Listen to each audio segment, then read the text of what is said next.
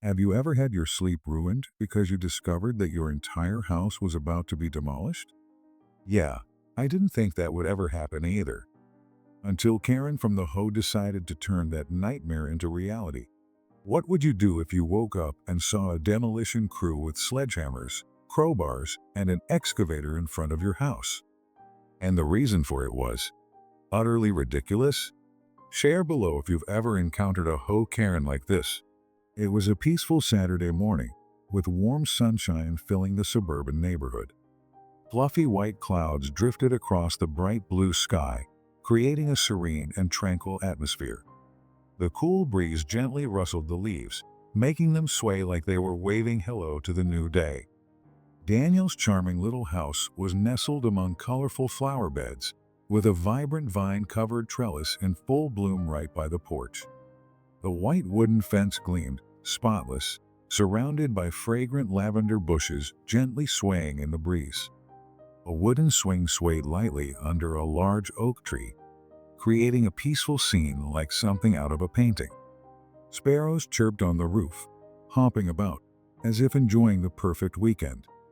The wind gently blew, making the wind chimes ring like a soft melody blending into the quiet space. The smell of coffee wafted from the kitchen, spreading through the air, bringing a sense of relaxation after a long work week. Daniel, having just endured a tiring week at work, was enjoying a peaceful sleep in his cozy bedroom. Lying on the bed, Daniel turned over, his eyes closed, a small smile on his lips, as if dreaming of a weekend picnic.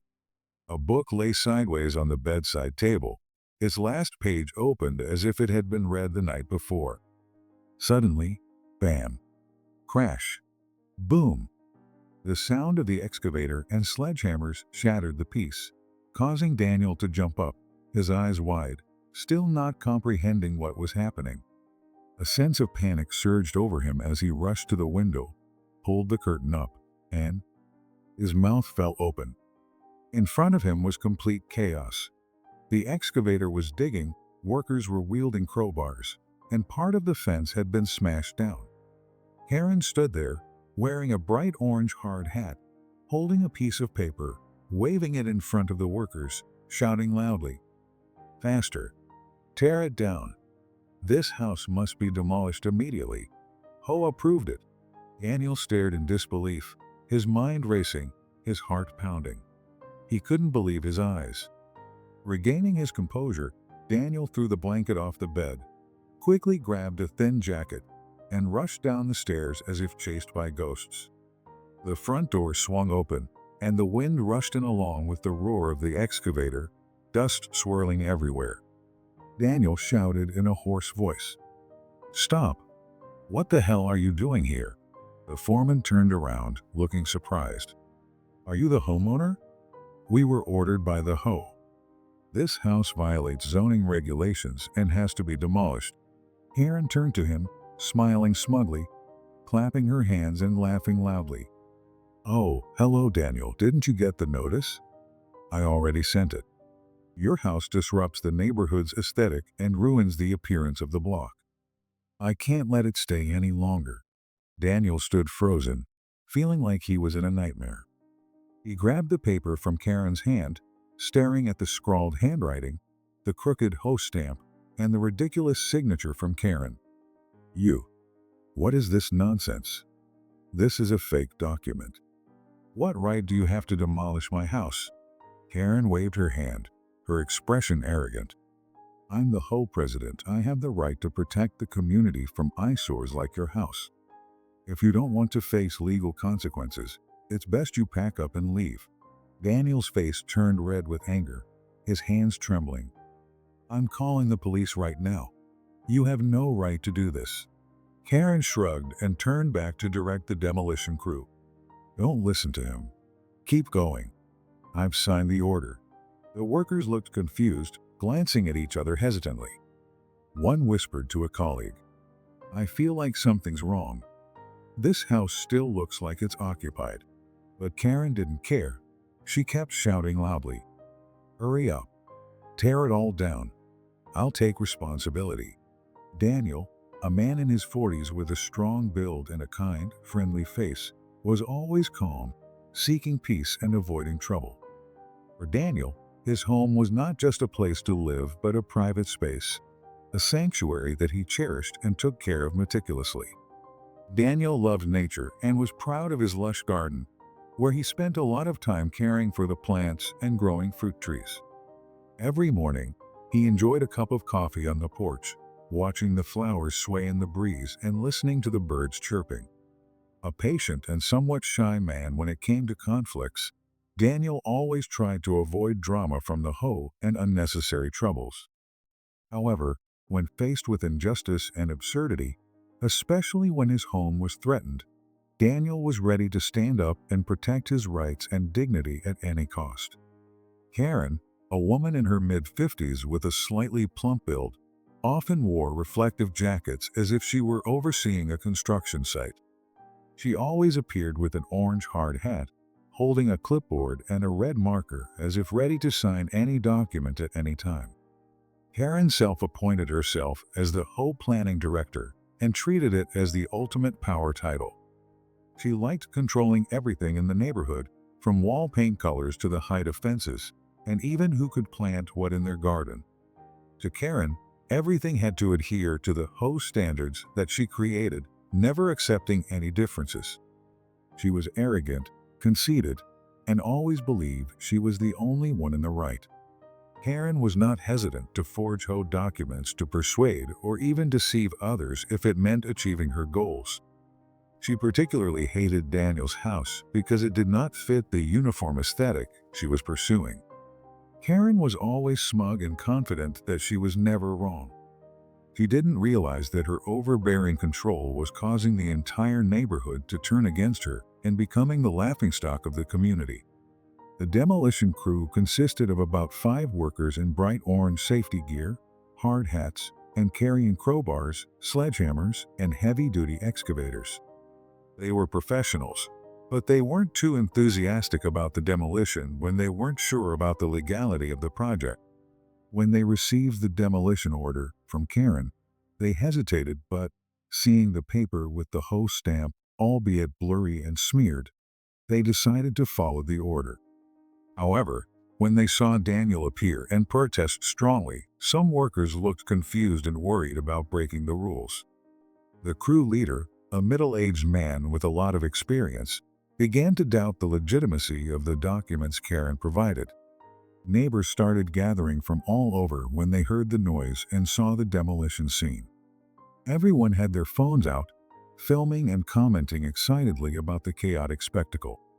Mrs. Smith from across the street, an elderly woman who loved to gossip, standing on her balcony with binoculars, shaking her head continuously and muttering, "Here we go again with Karen. Is she trying to tear down the whole neighborhood now?"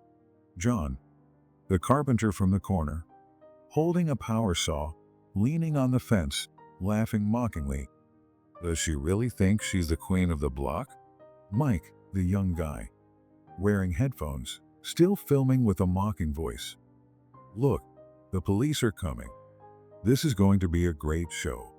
Mrs. Gracie, former HOA president, standing by the fence with a stunned look, whispering, "I've never signed any demolition orders. What on earth is she thinking?" The sound of the excavator roared loudly. Each strike of the sledgehammer on the ground echoed like thunder. Dust flew everywhere, obscuring the front yard of Daniel's house. Standing in the midst of the trampled green grass, Karen appeared like an authoritarian general, holding a fake HOA document, glaring at the demolition crew with a look of power. Karen shouted loudly, her voice shrill, echoing throughout the neighborhood. "Tear it down. Destroy it. This house violates the neighborhood's zoning rules. No mercy." She waved her hand, holding the paper high with bold lettering. Eviction order. Approved by HOA president. The demolition crew followed orders, the excavator roaring forward like a giant steel monster, eager to tear down the white fence and topple Daniel's trellis. The foreman, standing nearby, was visibly confused, but, seeing the document with the blurry HOA stamp, reluctantly ordered the crew to proceed. Karen stood in the yard, confidently directing the workers, as if this was her life's greatest project. She even took out her phone to film, proudly posting it on social media with the caption, HO is planning revolution, erasing unsightly structures. Meanwhile, Daniel, having just enjoyed a peaceful night, was still wrapped in his warm blanket when the deafening noise made him jump up as if shocked by electricity. Eyes half open, he staggered to his feet, trying to regain his senses. His hair was messy, his t-shirt wrinkled, and he rushed to the window with a confused look on his face. The sight that greeted him was apocalyptic. The excavator was tossing dirt into the air. Part of the fence was knocked down, and flower bushes had been flattened under the heavy wheels. In the middle of this chaos, Karen waved her hand like a dictator, shouting commands for the workers to continue. "What the hell are you doing?" Daniel shouted, his voice hoarse with anger. He ran out of the house in his wrinkled pajamas, barefoot, not caring about stepping on the dirt. One worker, who appeared to be the foreman, stopped and turned to Daniel with a bewildered expression. "Are you the homeowner?" "We were ordered by HO. This house has to be demolished for violating zoning regulations." "What?" Daniel exclaimed, his eyes wide in disbelief. "What zoning violation? This is my house. Who dares to order it demolished?" At this point, Karen smirked, arrogantly walking toward Daniel, holding up the official paper with a smeared HO stamp, her smile full of arrogance. "Didn't you read the HO rules? This is justice, not your private property anymore. I filed a request to demolish it because your house violates the neighborhood's aesthetic." Daniel snatched the paper from Karen's hand, his eyes fixed on the scribbled writing and the crooked stamp. The signature at the bottom was Karen's own, hastily scrawled with a red marker. He glared at Karen, his hands shaking with anger. "Are you kidding me? This is a fake document. You have no right to do this. HO never ordered my house to be demolished." Karen pursed her lips, casually responding, "Stop arguing uselessly. I'm the HO president. I have the authority. If you want to sue, go ahead." Daniel couldn't take it anymore. He stepped back, pulled out his phone, and dialed the police, his eyes still fixed on Karen's smug face. "I won't let you destroy my home. I'm calling the police right now." Karen burst out laughing, her voice full of defiance. "Go ahead. Let's see who gets arrested. I have legal authority, and you're just a stubborn person who doesn't follow community rules." Meanwhile, neighbors started gathering around, many secretly filming and live streaming the chaotic scene. Some even cheered for Daniel, shouting condemnation at Karen. Karen, however, stood there, hands on her hips like a queen of power, not caring about the chaos around her. Daniel gripped his phone tightly, looking at Karen with unwavering determination. His mind was swirling between anger and helplessness. But one thing was certain. He wouldn't let this crazy woman destroy the home he had worked so hard to build. The sound of police sirens pierced the chaos, making everyone turn around. 2 police cars pulled up in front of the house, flashing red and blue lights. 2 tall, authoritative officers stepped out, one holding a notebook, the other wearing sunglasses and looking serious. Karen immediately walked over with her arrogant face, waving the HO paper in front of the officers as if greeting her supporters.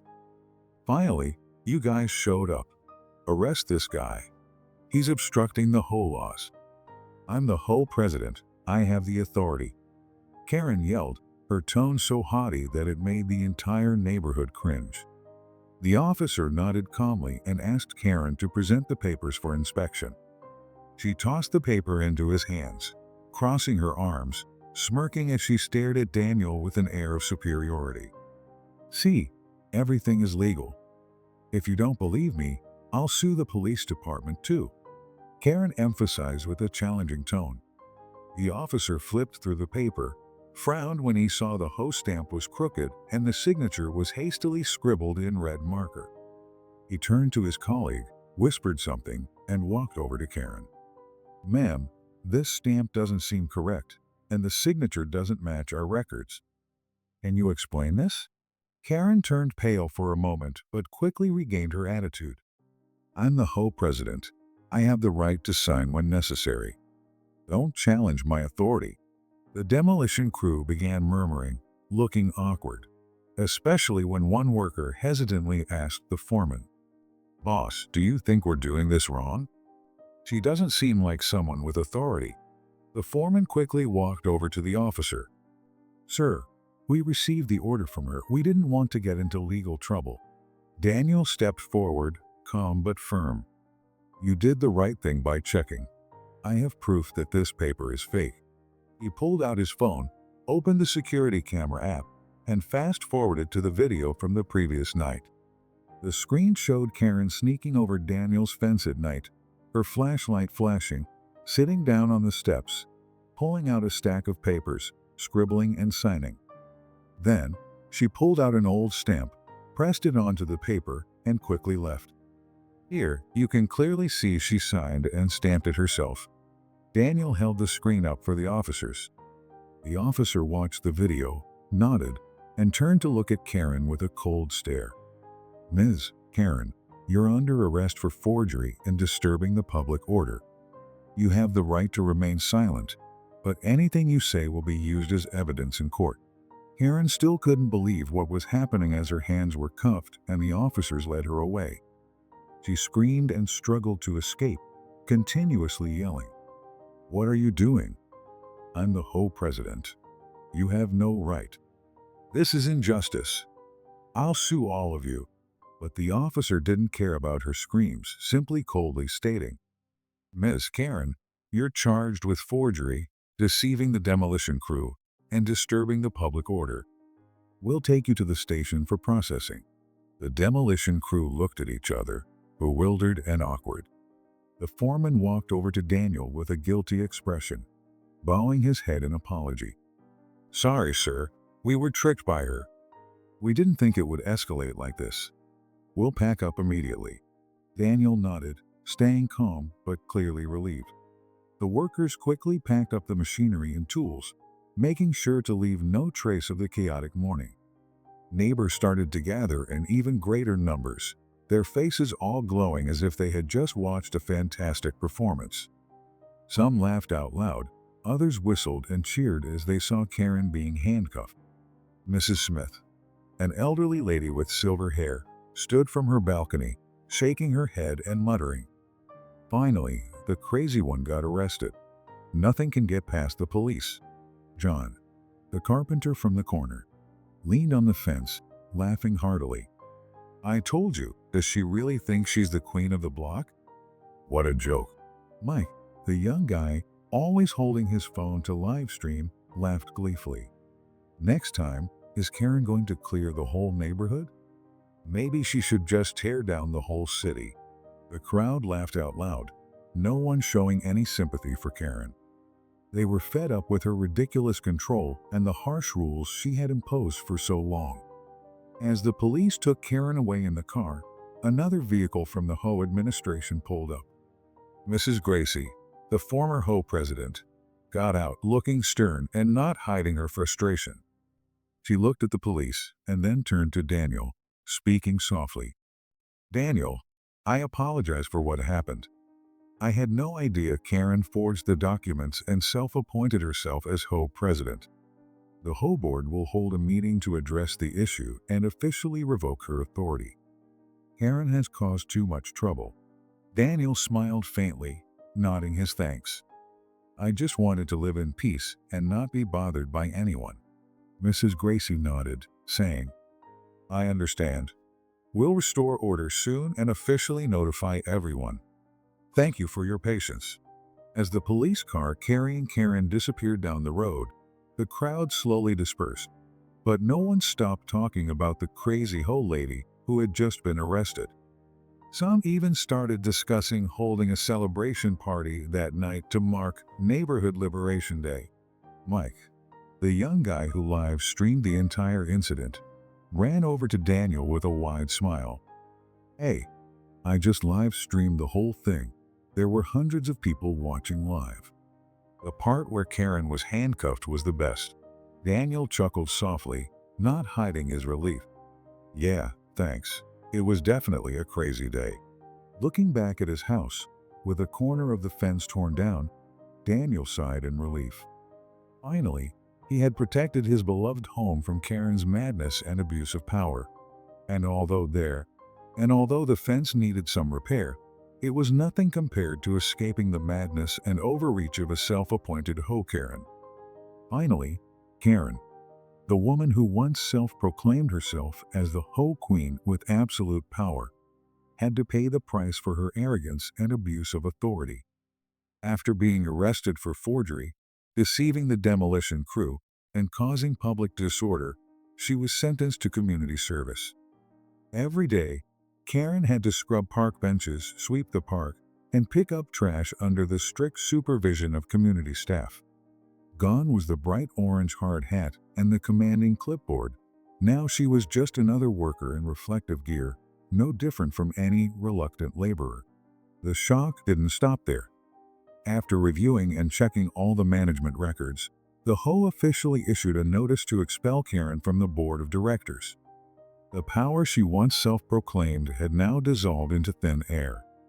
The name Karen, once feared by the community, had now become a joke in the neighborhood. Every time someone mentioned her name, they couldn't help but laugh at the foolishness and overreach of a woman who seemed untouchable. On social media, the video of Karen being handcuffed became a famous meme. Funny remix videos with lively background music spread everywhere, making her a symbol of absurdity and abuse of power. For Daniel, life finally returned to the peace it once had. He continued tending to his little garden, sipping his coffee every morning, and enjoying the fresh air without the fear of being disturbed. After this incident, Daniel learned a valuable lesson. Calmness doesn't always solve problems. Sometimes, he needs to stand up and fight to protect his home and his rights, especially when faced with people like Karen who abuse power. Karen, after suffering the bitter consequences, began to realize that excessive control didn't bring power, it only made people turn away. Her arrogance and authoritarianism ultimately created hostility and hatred. The woman who once arrogantly commanded the demolition crew was now just a silent shadow, her head bowed, cleaning up trash in the neighborhood, a complete contrast to the image she had once projected. One beautiful Sunday morning, Daniel sat on the wooden swing on his porch, holding a cup of hot coffee, gazing at the garden he had just tended to. The early sunlight filtered through the leaves, shining on the lavender flowers swaying in the breeze. His phone suddenly rang with a notification from social media. Opening it, Daniel laughed when he saw that the live stream video of Karen had become a famous meme. The clip of her struggling and screaming as the police handcuffed her was edited with humorous background music and the caption, "When you think you're the hoe queen, but in reality, you're just the queen of trouble." Daniel couldn't help but laugh, shaking his head in satisfaction. Finally, he had regained the peace he longed for. After this incident, he knew that no matter how crazy life might get, he would be ready to face any bizarre situation. Sipping another gulp of coffee, Daniel felt lighter than ever before. If your house was threatened with demolition for an absurd reason, what would you do? Have you ever encountered a hoe Karen like this? Share your story below. And don't forget, if you enjoy crazy stories like this, like, comment, and subscribe to the Crazy Neighbor Drama channel to keep up with more witty and dramatic battles.